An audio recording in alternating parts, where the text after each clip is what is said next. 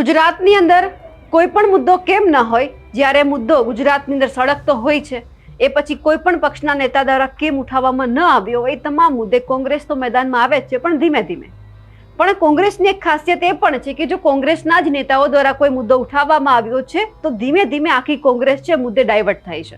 થરાદમાં પણ જોયું, જિગ્નેશ મેવાણીએ દારૂ અને ડ્રગ્સનો મુદ્દો ઉઠાવ્યો અને એ જ પછી આખી કોંગ્રેસ મેદાનમાં આવી. હવે અંબાજીના પાડલિયા ગામમાં જે આ ઘટના સામે આવી છે, ઘર્ષણ થયું છે, એમાં કાંતિ ખરાડી છે જે દાંતાના ધારાસભ્ય છે, પહેલેથી બોલતા હતા, પણ હવે આ મુદ્દે કોંગ્રેસ છે તે ધીમે ધીમે આગળ આવી રહી છે અને હવે સરકાર ઉપર પ્રહાર કર્યા છે. નમસ્કાર, આપ જોઈ રહ્યા છો નિર્ભય ન્યૂઝ અને હું છું આપની સાથે રિદ્ધિ. ગુજરાતની જનતા છે એમને સૌથી વધારે વિપક્ષ ઉપર ભરોસો હોય છે કે જ્યારે સત્તા પક્ષમાં જે માણસો બેઠેલા છે એમના ઉપર ધ્યાન નથી આપતા, એમની અવગણના થાય છે લોકોની, એટલે સત્તા પક્ષ પાસે તો આશા ના જ હોય, એટલે વિપક્ષ પાસે આશા રાખે કે એ ક્યાંક એમના જે મુદ્દા છે સાંભળશે. પણ આપણા ગુજરાતમાં તો એવું છે નહીં કે જ્યારે મુદ્દો બની જાય છે, 3-4 દિવસ વીતી જાય છે અને એ જ પછી જે વિરોધ પક્ષ હોય છે મેદાનમાં આવે છે. આજે પણ એવું બન્યું, લગભગ 2 થી 3 દિવસ વીતી ગયા છે. અંબાજીના પાડલિયાની અંદર જે ઘટના બની છે, આમ જોવા જઈએ તો જે પાડલિયા ગામ છે બનાસકાંઠા જિલ્લાની અંદર આવે છે.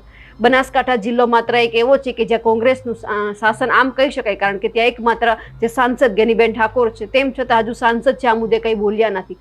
હવે ધીમે ધીમે કોંગ્રેસ છે આખી ડાયવર્ટ આ મુદ્દા ઉપર થઈ રહી છે. હવે વિરોધ પક્ષના જે નેતા છે વિપક્ષના, જે તુષાર ચૌધરી, તે પણ મેદાનમાં આવ્યા છે, સરકારને ચેલેન્જ કરી છે, સરકારને જવાબ આપ્યો છે. સૌથી પહેલા તો તુષાર ચૌધરીને સાંભળીએ કે તેમણે શું કહ્યું છે.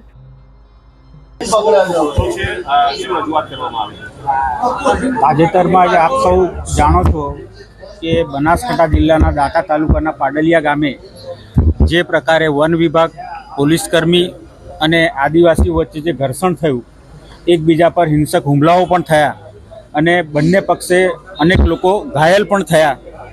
આ ઘટનાને પણ અમે વખોડી કાઢીએ છીએ.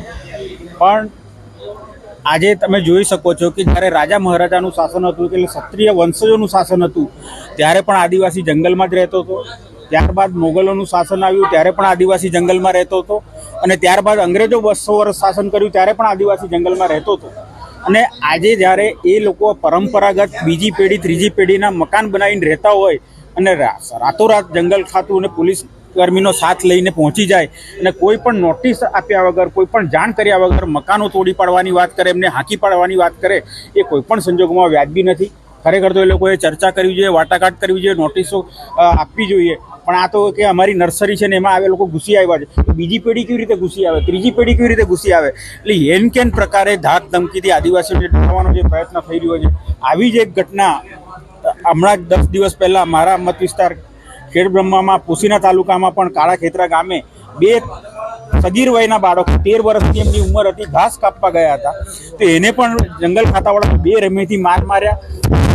મુલાકાતે ગયો 5 દિવસ પછી પણ એ લોકોના અંગ પર ચકામાં દેખાતા હતા, સોળના નિશાનો પણ દેખાતા હતા અને એને જે છોડાવવા ગયા તેને પણ એ લોકોએ 2 રમેથી માર માર્યો. તો મારો પહેલો પ્રશ્ન તો એ છે કે જંગલ ખાતાને મારવાનો અધિકાર કોણે આપ્યો? તમારે જે કાર્યવાહી કરવી એ કાર્યવાહી કરો.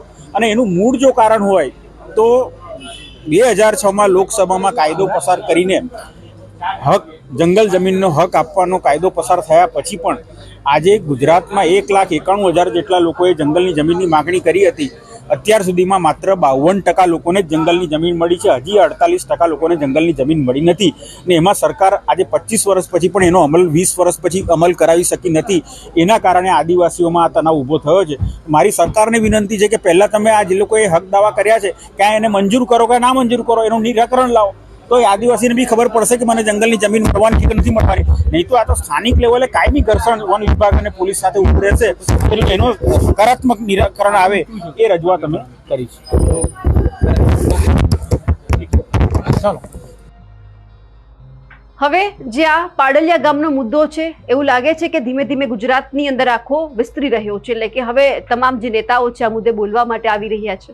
પણ હજુ પણ લોકોએ 4 આદિવાસી મંત્રીઓને શોધી રહ્યા છે કે જેમને રાજ્ય કક્ષા અને કેબિનેટ કક્ષાનો હોદ્દો આપવામાં આવ્યો છે. એ આદિવાસી લોકો માટે કંઈક બોલે, કારણ કે લોકો કહી રહ્યા છે કે અમને નોટિસ આપવામાં નથી આવી, અમારા ઉપર લાઠીચાર્જ કરવામાં આવ્યો, એ પછી જ અમે હુમલો કર્યો છે. તો આદિવાસી મંત્રીઓ કેમ ચૂપ છે?